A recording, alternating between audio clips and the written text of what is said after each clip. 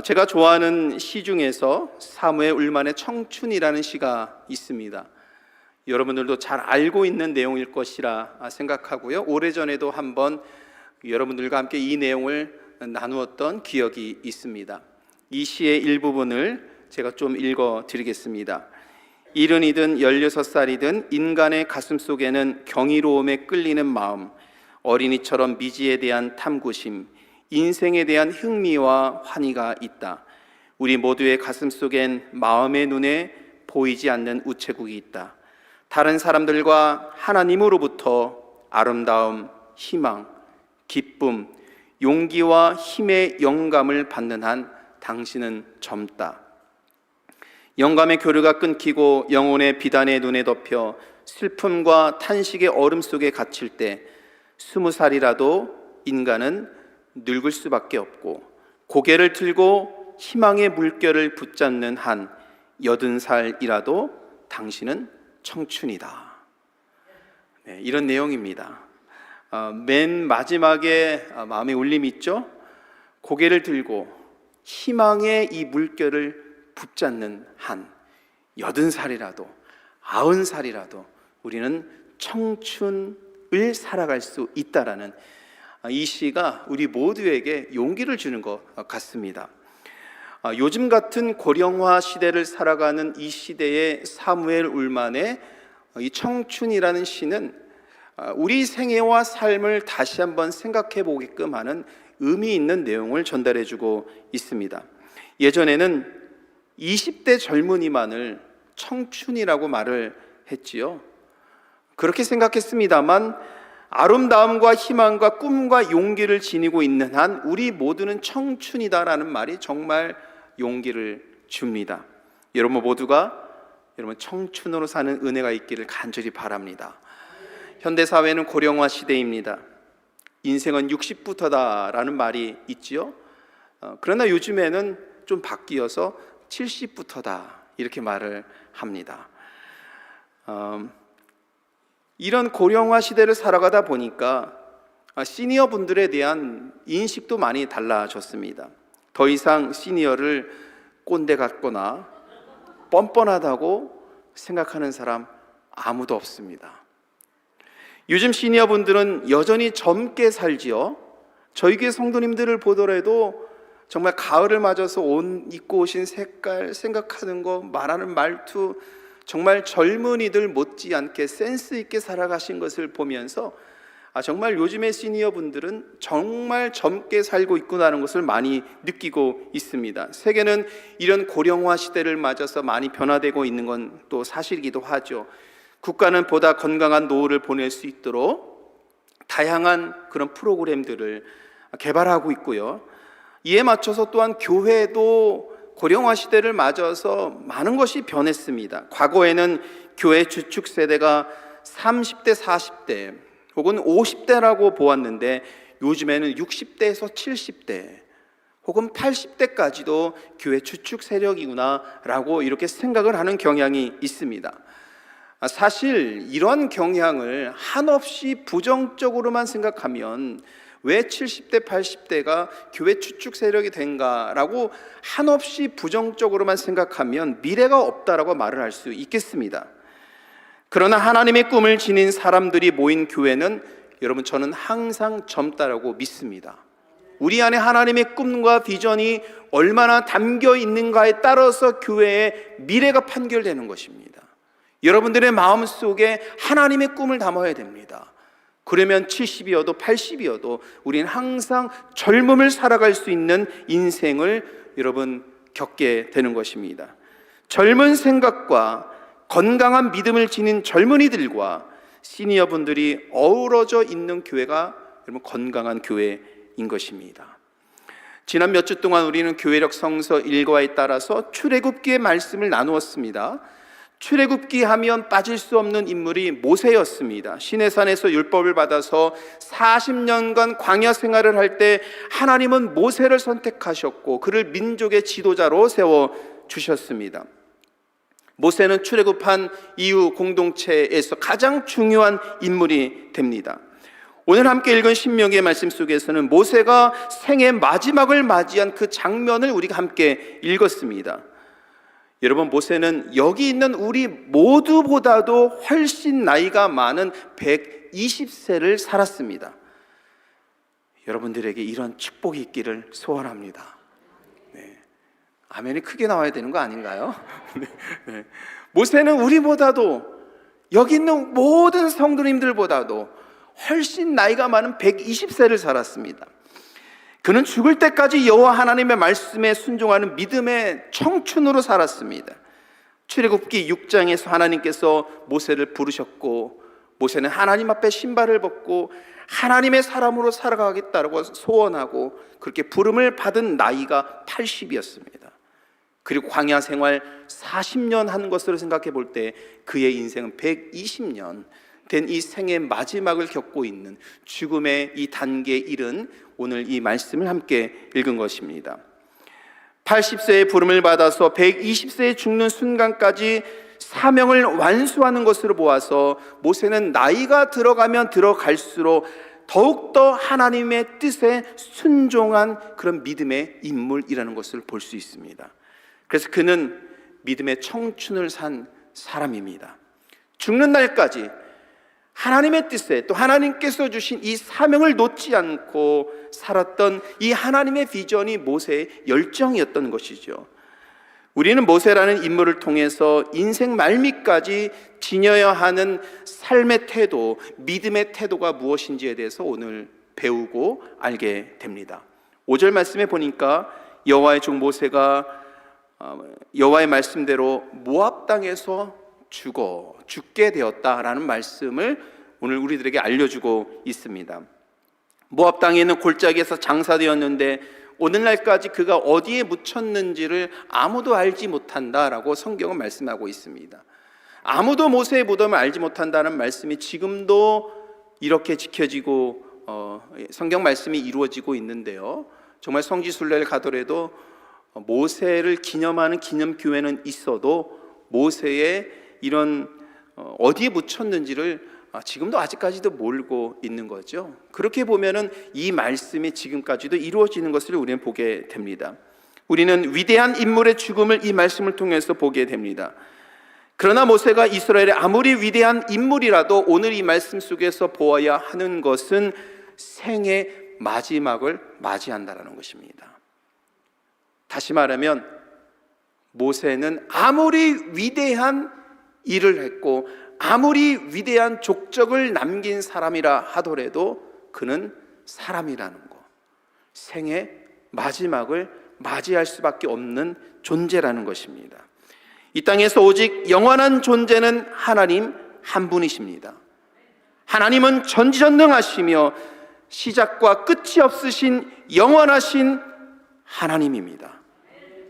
그러나 인간은 하나님께서 지어주셨고 흙으로 우리를 지어주셨고 창세기 말씀에서 흙으로 다시 돌아간다 말씀하셨으니 인간은 끝이 있는 존재라는 것입니다. 시작도 있고 끝도 있다는 의미죠. 아무리 위대한 인생을 살아도 죽을 때가 온다라는 것입니다.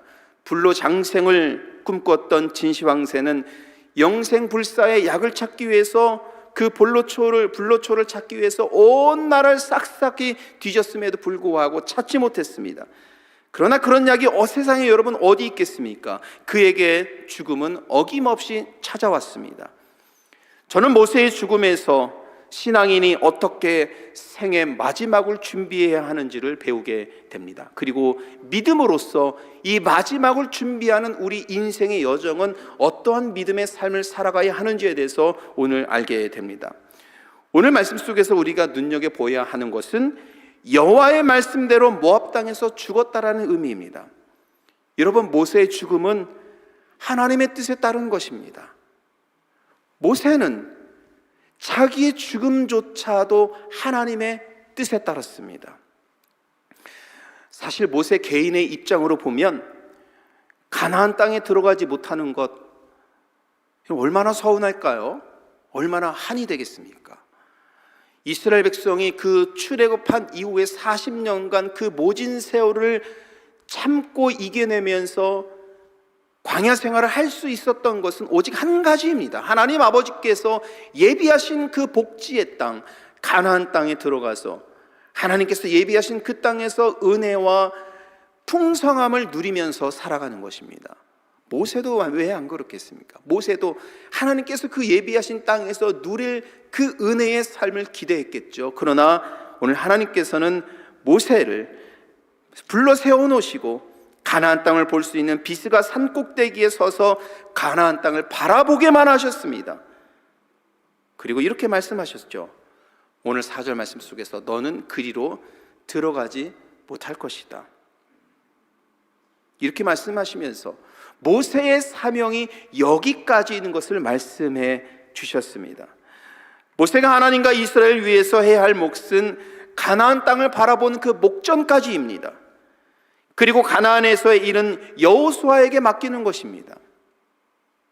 이번 성경에 정말 아름다운 장면이 저는 구약에서 몇 장면 있다고 생각을 하는데, 저는 오늘 모세가 여호수아를 축복하면서 가나안 땅에 들어가서 모세는 인생의 그 역사의 한 편으로 치고 여호수아가 역사를 써갈 수 있도록, 하나님의 역사를 써갈 수 있도록 그를 축복하고 그의 모든 전권을 내려놓는 이 장면, 너무나도 아름다운 장면이라고 생각합니다.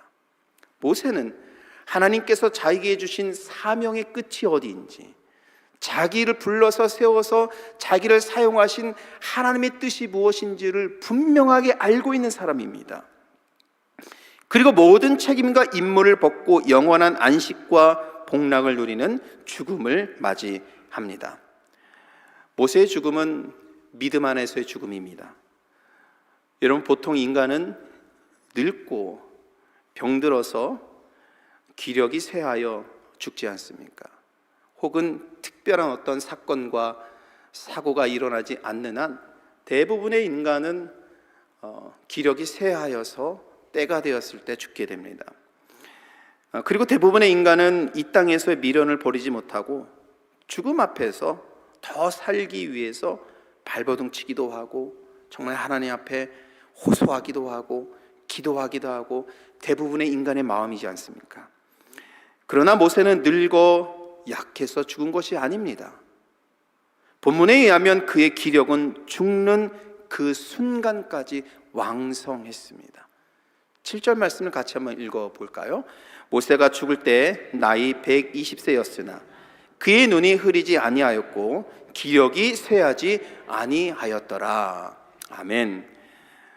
이 말씀을 보아 모세는 강건하였음에도 불구하고 그의 모든 사명을 바쳤기에 하나님 앞에 부름을 받아 죽게 된 것입니다. 따라서 그의 죽음은 이 땅에서의 모든 책임과 의무를 벗고 영원한 안식과 복락에 들어가는 그야말로 하나님의 뜻에 완전히 일치되는 그런 순간, 하나님의 품에 완전히 믿음으로 안겨지는 그 순간이라는 것입니다. 결국 여러분, 우리들의 신앙은 하나님과 완전히 하나 되는 때를 향해서 나아가야 하는 것입니다. 120년을 산 모세는 파란만장한 인생을 살았습니다. 모세의 생애는 점점 성장하는 인생이었습니다. 그래서 모세의 인생을 쭉 살펴보면 성화의 삶이 무엇인지를 모세의 인생을 통해서 우리는 볼 수 있지요. 그는 애굽에서 학대받는 노예의 아들로 태어났습니다. 비참한 인생으로 그는 이 땅에서의 삶을 시작했습니다. 애굽 왕 바로는 히브리 민족의 남자아이를 모두 죽이라는 명령을 내렸지요. 그러나 그의 어머니가 상자에 담아 나일강에 띄워놓습니다. 그리고 갈대 사이에 있는 남자아이를 모세를 바로의 딸이 살리게 되는 것입니다. 그러면서 모세는 이 비참한 시대에 비참한 인생을 시작했음에도 불구하고 모든 아이를 죽이라는 이 명령에도 불구하고 기적적으로 살게 되는 그런 인생을 갖게 된 것입니다. 그리고 그가 성인이 되었을 때 히브리 동족이 고난받는 것을 보고 화를 참지 못하여 애굽의 병사를 죽게 했습니다. 그리고 광야로 도주하여서 은둔의 시간을 약 40년을 보내게 됩니다.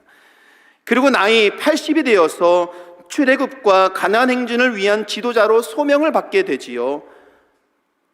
여러분, 모세의 인생을 보면 그는 처음부터 뛰어난 인물, 위대한 인물이 아니었습니다. 화를 참지 못하는 경우도 있었고, 때로는 우유부단한 그런 판단을 흐리게 하는 그런 일도 있었고, 때로는 원망 속에서, 때로는 한탕 속에서, 때로는 후회 속에서 자기가 저지른 일들에 대해서 후회하며 한탄하며 아쉬워하며, 이 시대를 또한 그 동족들이 고통을 겪고 있는 이 시대를 하나님께 한탄하며 지내는 이러한 시대를, 그런 삶을 모세는 살기도 했던 것입니다. 그러나 그는 하나님의 부름을 받고 연단하며 인내하였습니다. 자기의 인격을 성숙시켰고 마침내 하나님의 종으로서 죽는 날까지 사명을 다하는 삶을 살았던 것입니다. 모세는 큰 업적을 남긴 영웅적인 신앙의 모습이기보다는 평범하고 실수 많은 한 인간이 하나님 앞에서 어떻게 성장해 가는지를 보여주고 있습니다. 하나님은 당신의 사랑하는 자녀들이 모세처럼 자라오기를 원하십니다. 평범한 인생을 사는 우리도 모세처럼 죽는 날까지 하나님 바라보면서 살아오기를 하나님께서 원하신다는 뜻입니다. 여러분, 우리 중에는 과거를 부끄러워하는 분들이 있을 수도 있습니다. 남들보다 내세울 것 없었던 과거를 감추고 싶기도 하고, 혹은 방탕한 삶을 살았던 지난 과거가 부끄러워서 숨기고 이야기하고 싶지 않은, 어쩌면 자기만의 마음의 상처로 이렇게 두고 살아가는 분이 있을 수도 있습니다. 그러나 복음 안에서 전혀 부끄러울 필요가 없습니다. 모세도 우리처럼 정말 부끄러운 과거를 지닌 사람이었습니다. 여러분, 우리들에게는 과거가 중요한 것이 아니라 복음을 영접한 후 우리는 어떻게 살아왔는지가 더 중요한 것입니다. 오히려 하나님께서 우리를 부르시고 하나님의 사람으로 살도록 인도하신 은혜가 얼마나 내 삶에 있는지를 나타내고 말하고 간증할 수 있는 그런 믿음의 삶을 살아야 하는 것입니다. 평범한 인생 속에서 나의 인격을 성숙시키시고 나의 이 비참한 인생을 하나님의 사람으로서 불러주신 하나님의 은혜가 내 삶에 어떻게 역사하는지를 간증하면서 나타낼 수 있는 사람이 되어야 합니다. 제가 지난번에 컨퍼런스에 참석을 하면서 여러분께 말씀을 드렸습니다만, 정말 하루 종일 그 교회 성도들의 간증을 듣고 자기 삶의 역사하는 하나님에 대해서 듣는 시간을 가졌는데, 그때 제 마음속에 간증을 들으면서 큰 은혜가 되었던 한 분이 있습니다. 저는 그가 부목사님인 줄 알았어요. 모임 때마다 찬양인도를 앞에서 그렇게 은혜롭게 찬양인도를 하시고, 나가면 사진도 막 찍고 있고, 그리고 이렇게 보면 또 설거지도 하고 있고, 이렇게 나가서 보면 짐도 나르고 있고, 온갖 일을 다 하는 거예요. 그래서 그분이 부목사님 정도 되는구나 이렇게 생각했는데, 그는 평신도 사역자인 집사님이었습니다. 그 간증 중에 이런 말을 했습니다. 그는 교회는 오래 다녔지만 예수님을 정말 인격적으로 1대1로 만나기 전까지 날마다 술과 밤문화에 빠져서 거기서 헤어나오지 못하는 20대를 보냈다고 합니다. 20대 중반에 술로 진 빚이 25만 불 정도 될 정도로 정말 얼마나 20대의 망나니로 살았는지 그때를 생각하면서 눈물로 간증하고 회개하는 그런 간증을 들었습니다. 그런데 하나님은 그를 포기하지 않으시고 예배 중에 그의 마음에 들어오셔서 그의 인생을 바꾸어 주셨는데요, 결과적으로는 그는 지금 브로드컴이라는 반도체 회사에서 근무하면서 좋은 가정을 꾸리고 교회 생활에 열심히 하면서 그렇게 50대를 보내고 있는 분입니다. 이분이 이 회사에 입사하면서 조건을 걸었다고 합니다. 화요일날 오전에는 교회 스텝 회의가 있으니까 화요일날 오전에는 무조건 빠져야 됩니다. 수요일날 저녁에는 수요 예배가 있으니까 수요일날에는 일찍 퇴근해야 됩니다. 왜냐하면 찬양 인도를 하기 위해서 준비를 해야 되기 때문에, 금요일 날에도 마찬가지로 성가대 연습이 있기 때문에 금요일 날에도 일찍 퇴근해야 됩니다. 회사에 입사하면서 이런 조건을 달고 회사에 입사를 했다는 것이지요. 근데 수년이 흐른 후에 오히려 퇴사를 당한 게 아니라 오히려 승진도 하고 회사의 중요한 인물이 되었다는 것입니다. 그리고 그는 얘기합니다. 변함없이 자기 인생을 바꾸어 주신 하나님께 감사하고, 예수님께서 자기를 만나주지 않으셨으면 여전히 그 술에서 벗어나지 못해서 그 방탕한 인생을 살았을 텐데, 예수님께서 자기를 만나주셔서 좋은 가정 꾸리게 해주셨고, 그리고 자기의 인격을 다듬어 주셔서 모든 걸 다 끊게 하시고 오직 교회에 충성 봉사하면서 하나님의 나라를 위해서 살게 하신 이 하나님의 은혜에 감사하면서 자기의 그 지난 과거의 인생을 부끄러워하지 않고 이야기하면서, 더 중요한 것, 예수님을 만난 이후에 변화된 자기의 삶, 하나님의 은혜로 살아가는 자기의 삶을 간증하는 이야기를 들으면서 마음에 큰 은혜를 받았습니다. 모세와 같은 인생입니다. 여러분, 하나님께서 만나주시고 만져주시고 그 인생에 함께 하시면 이와 같은 변화가 있을 줄 믿습니다. 우리 모두에게도 이런 간증과 은혜가 있을 거라고 생각합니다. 예수님을 1대1로 만나기 이전의 나의 삶, 이 부끄러운 삶, 이 죄악 속에서 살아가던 이 너무나도 부끄러운 삶, 사람들 앞에 말하기도 너무나도 어려운 삶, 방탕했던 나의 삶이 있을 수도 있습니다. 그러나 여러분, 지금 우리들에게 중요한 것은, 우리의 부끄러움은 구원의 은혜를 받았음에도 불구하고 하나님께 주신 사명을 다해서 살지 못하는 것입니다. 우리의 부끄러움은 하나님의 사랑을 받았음에도 어둠에 여전히 영향을 받는 것입니다. 우리의 부끄러움은 여전히 우리를 사랑하시는 하나님을 진심으로 사랑하지 못하는 것입니다. 과거가 부끄러운 것이 아닙니다. 지금 나는 어떤 믿음의 상태로 살아가고 있는가? 하나님께서 내 인생을 만져주시고 내 가정을 불러주시고 나를 세워주신 이 하나님의 인생, 하나님께서 인도하신 이 인생 가운데 내 믿음은 어떻게 서 있는가? 하나님 앞에 얼마나 부끄러운 인생으로 서 있는가? 이것이 우리들에겐 중요하다는 것입니다. 모세가 120세까지 살았는데, 여러분, 오래 산 것이 축복이 아닙니다. 죽는 날까지 하나님과 함께 앉은 것이 축복입니다.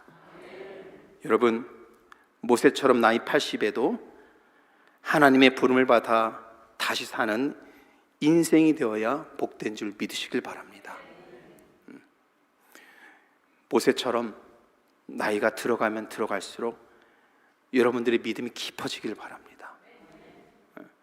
제가 내년 목회를 요즘에 준비하고 기도하고 계획하고 이제 정책 당회하기 전에 여러 가지를 준비하면서 기도 중에 있는데요. 그러면서 저희 교회 나이 분포도를 좀 조사해 봤습니다. 성도님들 쭉 하고 생년월일 다 이렇게 보고 딱 조사를 해봤어요. 저희 교회는 40대, 50대가 있고, 저희 교회는 주로 60대, 70대가 주축으로 이루어져 있습니다. 우리 60대, 70대 여러분들 축복합니다. 우리 교회 주축으로 되어 있습니다. 우리 60대 이상의 성도님들이 믿음 안에서 얼마나 청춘답게 사느냐가 우리 교회 미래를 좌우하는 겁니다. 그러니까 70대, 80대 되셨다고 물러나는 것이 아니라 하나님 앞에 나에게 주신 이 사명을 내가 어떻게 더 충실하게 감당하며 살 것인가에 대한 믿음의 고백, 헌신과 믿음의 삶, 이렇게 살아가시는 분들이 많으면 많을수록 우리 교회는 미래가 밝은 것입니다. 우리 교회 숙제는 물론 50대를 늘려가면서 그 발판으로 30대와 40대를 전도하고 우리 2세대를 전도하는 것이 우리 교회 숙제입니다. 물론 이와 같은 문제는 한국 교회도 마찬가지고요, 많은 이민 교회가 겪고 있는 어려움이기도 합니다. 이런 일을 위해서 어쩌면 60대, 70대의 성도님들이 시대적인 이런 사명을 여러분들이 받으신 겁니다. 지금 현재 교회에, 우리 교회를 비롯해서 대부분의 교회에 주축이 되시는 60대, 70대 분들은 이런 시대적인 사명을 하나님께 받은 것이고, 그리고 더욱더 양보하고 기도하고 헌신하셔서 정말 교회의 미래를 밝게 하는 그 믿음으로 여러분들이 서 있어야 합니다. 어쩌면 이 시대의 이 나이대의 성도님들은 이런 사명을 받은 것이죠. 모세처럼 나이 70에도 나이 80에도 하나님의 부름을 받아서 사명을 다하는 여러분 되기를 주님의 이름으로 축복합니다. 잠언 1장의 말씀을 같이 한번 읽어볼까요? 내 아들아, 나의 법을 잃어버리지 말고 내 마음으로 나의 명령을 지키라. 그리하면 그것에 내가 장수하여 많은 해를 누리게 하며 평강을 더하게 하리라. 잠언의 말씀은 하나님의 말씀에 순종할 때 장수하는 축복을 얻게 된다고 말씀합니다. 하나님의 말씀에 순종할 때 그 인생에 평강이 더하여진다라고 말씀하고 있습니다. 오늘 이 말씀을 듣는 젊은이들은 믿음으로 하나님과 동행하는 자기의 인생이 주님께서 부르시는 그날까지 믿음으로 하나님과 동행하여서 사명 다하는 그 인생을 살아가겠다라고 다짐할 수 있는 시간이 되어야 합니다. 그리고 오늘 이 말씀을 듣는, 또한 잠언의 말씀을 읽은 우리 시니어분들은 주님 부르시는 그날까지 기력이 쇠하지 않고, 할렐루야, 기력이 쇠하지 않고 여러분들의 다리에 근육이 붙고 여러분들의 몸에 건강한 피가 돌고 팔과 다리에 근육이 붙고, 네. 다시 한번요. 마른 뼈에 살이 붙고, 여러분 하나님께 주신 이 기죠, 마른 뼈에 힘줄이 붙는 여러분, 이런 은혜로 우리가 기력이 쇠하지 않는 이 말씀이 우리 가운데 이루어지는 그런 은혜, 그러나 이런 은혜를 우리가 받았으면 사명을 다하는 삶을 살아가는 것이 하나님께서 우리를 불러주시고 이 자리에 오늘 이 말씀 듣는 우리 모두에게 주시는 은혜요 사명이라고 믿습니다. 결론적으로 모세가 이와 같은 사명을 다할 수 있는 것, 우리가 이 사명을 다하는 거 억지로 할 수 있는 게 아니잖아요. 그런데 오늘 말씀을 보면 모세가 이와 같은 사명을 죽는 날까지 감당할 수 있는 이유를 10절에서 밝히고 있죠. 이 말씀 같이 읽도록 하겠습니다. 그 후에는 이스라엘 모세와 같은 선지자가 일어나지 못하였나니 모세는 여호와께서 대면하여 아시던 자요. 모세가 이런 아름다운 인생의 결론을 지을 수 있었던 것은 하나님을 대면한 인물이기 때문입니다. 모세는 이와 같이 신실한 사람이었습니다. 출애굽기 33장 11절에 이렇게 말씀하죠. 사람이 자기 친구와 이야기함 같이 여호와께서는 모세와 대면하여 말씀하시며. 출애굽기 33장은 지난주에 함께 나눈 말씀입니다. 지난주에는 하나님께 불순종하여 심판받을 수밖에 없는 이스라엘을 위해서 하나님께 간절히 기도하는 모세의 기도에 대한 내용을 함께 나누었습니다. 이 모세가 이 기도를 드릴 때 회막으로 나아가서 간절한 마음으로 하나님께 기도하고 회막 가운데 임하시는 하나님을 만나기를 간절히 소원하면서 이스라엘 백성들을 위해서 기도할 때 하나님은 모세를 만나 주십니다. 사랑하는 성도 여러분, 우리는 날마다 하나님을 만나야 합니다. 말씀 가운데 하나님을 만나야 합니다. 기도 가운데 하나님을 만나야 합니다. 우리가 날마다 하나님을 만날 때 죽는 날까지 우리와 동행하시는 하나님의 은혜, 우리에게 주신 이 사명을 다하는 믿음의 삶을 살아가게 될 줄 믿습니다. 하나님과 날마다 대면하여 살아가는 사람이 나이 20이어도 30이어도 나이 70이어도 80이어도 믿음의 청춘으로 모세와 같이 살아가는 아름다운 인생 여정이 될 줄 믿습니다. 저와 여러분이 정말 하나님을 날마다 다시 만나고 대면하여서 죽는 날까지 복된 삶으로 나아가기를 우리 주님의 이름으로 간절히